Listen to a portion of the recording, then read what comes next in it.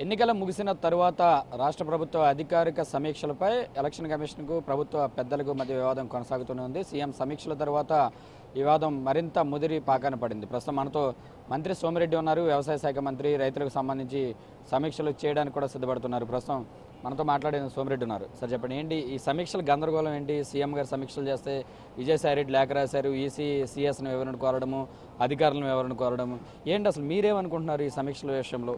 అంటే విజయసాయిరెడ్డి సలహాలు పాటిస్తే ఎవరికైనా శ్రీలక్ష్మి గారు గుర్తుకొస్తారు. ఆమె ఎట్లుండింది, జైల్లో నుంచి ఏ విధంగా బయటకు వచ్చిందో చూస్తాం. అసలు నేనేమంటానంటే ఎవరి రోల్ వాళ్ళది అంట. కొత్త విధాన నిర్ణయాలు తీసుకోకూడదు అనేది ఒక్కటే ఉంది, కానీ ప్రభుత్వానికి మోడల్ కోడ్ ఆఫ్ కాండక్ట్ ఏందో మాకు తెలుసు, మా ప్రభుత్వానికి ముఖ్యమంత్రి గారికి తెలుసు, మాకు తెలుసు. కానీ సాధారణ పరిపాలన యథాతథంగా ఎప్పటికప్పుడు ప్రజల గురించి, రైతుల గురించి ఉన్న ప్రోగ్రామ్స్ ఇంప్లిమెంట్ చేసే బాధ్యత మా మీద ఉంది. అది కూడా సమీక్షలు కూడా చేయకూడదని ఎలక్షన్ కమిషన్ నిబంధనలో ఎక్కడా లేదు. ఓన్లీ కొత్త పాలసీస్ తీసుకోకూడదు అంతవరకే, అది మాకు తెలుసు. ఇంకప్పుడు సమస్య ఏంటి? నిన్న వడగళ్ళు వానబడింది, తోటలు పడిపోయినాయి, ఎన్యూమరేషన్ చేయాలా, ప్యాడీ ప్రొక్యూర్మెంట్ చేయాలా, తడిచిన ధాన్యాన్ని కొనుగోలు చేయాలా, ఇవన్నీ ఎవరు చేస్తారో చెప్పమానండి. పల్లెదు చీఫ్ సెక్రటరీ చేసుకుంటాను, ఎలక్షన్ కమిషన్ చూసుకుంటానంటే చెప్పమానండి. నిన్న వర్షం పడింది, ఓకే, ఇలాంటి ఎమర్జెన్సీ పరిస్థితుల్లో చేయొచ్చు. కానీ సిఆర్డీఏ సమీక్షలు, పోలవరం సమీక్షల మీదనే ఎక్కువగా అభ్యంతరాలు వ్యక్తమవుతున్నాయి. ఆ రెండింటి మీద మీరేమంటారు? పోలవరం 2 మాసాలు ఒకవేళ ఒక ఇంపార్టెంట్ వర్క్ ఆగిపోయింది, ఆన్గోయింగ్ ప్రాజెక్ట్, అది కొత్తది కాదు. అది 2 నెలలు పోతే, ఒక సీజన్ పోతే ఎవరికి నష్టము అంట? ఈ రాష్ట్ర ప్రజలకు నష్టం, రైతులకు నష్టం, వినియోగించుకునే వాటర్ క్వాంటిటీ ఆఫ్ వాటర్ నష్టము. దానివల్ల ఎవరికి ఆనందమో చెప్పానండి. నిన్న 16 మంది బిడ్డలు చనిపోయినారు తెలంగాణలో. ఎవరిది తప్పు? ఎవరు ఈరోజు బాధ్యత వహించాలా? ప్రజలు ఎన్నుకున్న కేసీఆర్ గారి ప్రభుత్వమా, లేకపోతే చీఫ్ సెక్రటరీనా, లేకపోతే ఎలక్షన్ కమిషనరా? ఎవరో తేల్చమని చెప్పండి. సమీక్షలు జరపకూడదనేది లేదు. నేను నిబంధనలు చూశాను, అందుకే నేను నా డిపార్ట్మెంట్ వ్యవసాయ శాఖ యాక్షన్ ప్లాన్ విషయంలో నేను సమీక్ష జరపబోతుండా. దాన్ని ఎలక్షన్ కమిషన్ అడ్డుకుంటుందని నేను అనుకోవటంలా. అంటే మీకు ఏమన్నా ఎలక్షన్ కమిషన్ అఫీషియల్గా ఏమైనా చెప్పింది సార్ సమీక్షలు చేయవద్దు అని? కేవలం లేదు అంటే వైసీపీ నేతల ఆరోపణల మీద మీరు ఈ రకంగా కామెంట్ చేస్తున్నారా? వైసీపీ నేతలు ఎప్పటికప్పుడు ఎలక్షన్ కమిషన్కి కంప్లైంట్ చేయటం, ఇంటర్న్ ఎలక్షన్ కమిషన్ చీఫ్ సెక్రటరీని ఎత్తేయటం, అసిస్టెంట్ డీజీపీని ఎత్తేయటం, ఐఏఎస్ని, ఐపీఎస్ని, రామారావు ఒక ఎస్టీ అధికారి శ్రీకాకుళం కలెక్టర్గా బాధ్యతలు తీసుకున్న 24 గంటల లోపల ట్రాన్స్ఫర్ చేయటం, ఇవన్నీ చూసిన తర్వాత అసలు ఏంది మా రోల్ ఏంది? మాకు ప్రజలు మ్యాండేట్ ఇచ్చారు. ఇది ఆపద్ధర్మ ప్రభుత్వం కాదు. ముఖ్యమంత్రి రాజీనామా చేస్తే కొత్త ముఖ్యమంత్రి, కొత్త క్యాబినెట్ ఏర్పడే వరకు తాత్కాలికంగా ఉండేవాళ్లే ఆపద్ధర్మ ముఖ్యమంత్రి.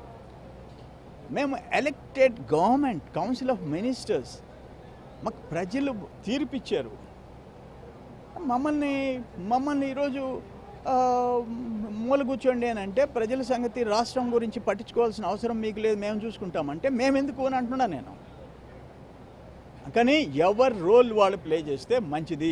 మీరు అగ్రికల్చర్ మీద సమీక్ష పెడతా ఉంటున్నారు, ఎప్పుడు పెడతారు? ఏ సబ్జెక్టుకి సంబంధించి, అంటే పాలసీ పరమైన విధానాలు తీసుకునే అంశం మీద ఏమైనా పెడుతున్నారా? ఒకవేళ అధికారులు కనుక, అంటే సిఎస్ కానీ సిఇఓ కానీ అడ్డుకుంటే మీ యొక్క కార్యాచరణ ఎలా ఉండబోతుంది? కొత్త నిర్ణయాలు తీసుకునే హక్కు మాకు లేదు, కోడ్ ఆఫ్ కండక్ట్ ఉంది కాబట్టి. కానీ సీజన్లో రైతులకి ఏం చేయాలా, నిన్న అకాల వర్షాలకి ఏం చేయాలా, ఏపీఎంఐపి ఏం చేయాలా, తోటలకి, హార్టికల్చర్లో రైతుల గురించి యాక్షన్ ప్లాన్, రేపు ఖరీఫ్ సీజన్లో యాక్షన్ ప్లాన్, వాళ్ళకి ఎరువులు, ఇంకేమేమి మేము ప్రిపేర్ చేయాలా, ఇవన్నీ మామూలు సాధారణ పరిపాలనలో ప్రభుత్వం బాధ్యత. ఎప్పటికప్పుడు దాంట్లో తప్పేంది? అందుకని 3-4 డేస్లో నేను సమీక్ష నిర్వహిస్తుండా. ఒకవేళ సమీక్ష పెట్టవద్దు, అధికారులను వెళ్ళవద్దు అంటే కనుక ఏం చేయబోతున్నారు సార్? ఇప్పుడు మా రోల్ ఏందో ఎలక్షన్ కమిషన్ క్లారిటీ ఇవ్వమని చెప్పి అడుగుతా. కాదంటే మీకు మంత్రిగా కోడ్ ఆఫ్ కాండక్ట్ ఉంది కాబట్టి మీరు ఎలాంటి సమీక్ష చేసేదానికిలా మీరు ఇంట్లో కూర్చోవాలంటే నా మంత్రి పదవి నుంచి తప్పించుకుంటా. కానీ ఎలక్షన్ కమిషన్ నాకు క్లారిటీ ఇవ్వాలా, ఇదిగో ఈ రూల్ ప్రకారం మంత్రులుగా మీరు బాధ్యత నిర్వహించేదానికి లేదు. నో కోడ్ ఆఫ్ కాండక్ట్లో మీరు మంత్రి కాదు, మంత్రి కానీ మంత్రి ఏదో అంటున్నా అట్టంటే అవసరంలా, నేను మంత్రిగా ఉండాల్సిన అవసరం లేదనేది నా ఫీలింగ్. అంటే సరే ఎందుకు అంటే ఎప్పుడు లేనిది ఈసారి ఈ సమీక్షలు ఎన్నికలు ముగిసిన తర్వాత కోడ్ ఆఫ్ కాండక్ట్ కోసం మాట్లాడుకోవడం అనేది ఇది ఫస్ట్ టైం. అంటే ఈ గ్యాప్ వల్ల ఎన్నికలకి ఫలితాలకి మధ్య ఎంత గ్యాప్ రావడం వల్ల వచ్చిందంటారా, అసలు ఎందుకు ఇలా వచ్చిందంట? నో, ఈ దేశంలో మోడీ గారి కనుసన్నల్లో బీజేపీ ఏతర ప్రభుత్వాలు బతకూడదు.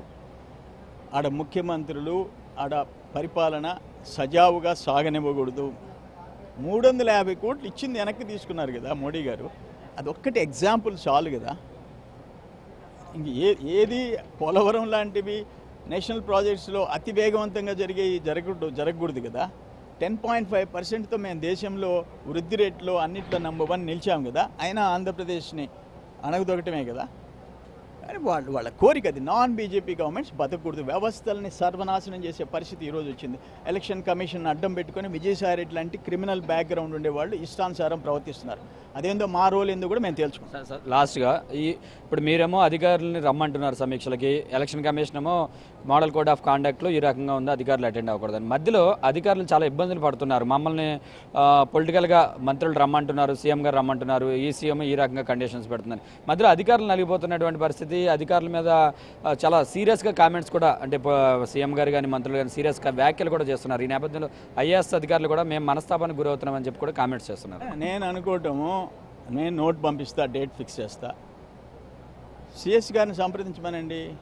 ఆయనేం బాలసుబ్రహ్మణ్యం గారు అనుభవజ్ఞుడు, ఆయనేమో రూల్ని వైలేట్ చేసి మంత్రి సమీక్షకు పోవద్దని చెప్తాడని నేను అనుకోవటం లేదు. ఎలక్షన్ కమిషన్ అప్రోచ్ కమనండి వాళ్ళని, మా అధికారులని. ఏదైనా రూల్ పొజిషన్ ఉంటే, ఎలక్షన్ కమిషన్ ఉంటే చూపించమనండి, అది నాకు పాస్ ఆన్ చేయమనండి. అటువంటి పరిస్థితి జరగదు. కానీ విజయసాయి రెడ్డి లాంటి వాళ్ళు చేసే ప్రవర్తనకి ఎలక్షన్ కమిషన్ కొన్ని నిర్ణయాలు తీసుకుంటే ప్రజల్లో అనుమానం వస్తుంది. చీఫ్ సెక్రటరీల దగ్గర నుంచి, ఎస్పీల దగ్గర నుంచి, కలెక్టర్ల దగ్గర నుంచి జరిగిన ట్రాన్స్ఫర్స్లో ఈరోజు ఎలక్షన్ కమిషన్ మీద మోడీ గారి దగ్గర నుంచి, కేసీఆర్ గారి దగ్గర నుంచి ఒత్తిళ్లు పనిచేస్తున్నాయనే అభిప్రాయం ప్రజల్లో ఉంది. Right sir, thank you.